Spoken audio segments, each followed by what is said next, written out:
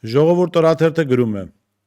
Նիկոլ Փաշինյանը հավանության է տվել հանրային ծառայությունների կարգավորող մարմնի մասին օրենքում լրացումներ կատարելու մասին եւ էներգետիկայի մասին օրենքում լրացումներ եւ փոփոխություններ կատարելու մասին ՀՀ օրենքի նախագծերի փաթեթին, որը կազմել է ՔՊ խմբակցությունը,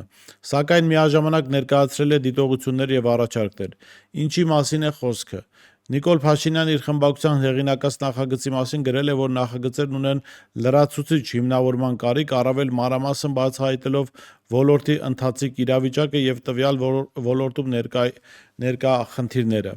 Նիկոլ Փաշինյանը արձանագրել է, որ նախագծի առաջին հոդվածում պարզ չէ, թե հանձնաժողովի նախագահի որոշումը արդյոք ենթակա է անհապաղ կատարման, թե ոչ, ինչպես նաեւ արդյոք դրա բողոքարկումը կասեցնելու է որոշման գործողությունը եւ կատարումը։ Հիշեցնենք, որ այս օրենսդրական, այսպես կոչված օրենսդրական նախաձեռնություններով ՔՊ-ն եւ Նիկոլ Փաշինյանը փորձում են հեծը խլել Կարապետյանների ընտանիքից։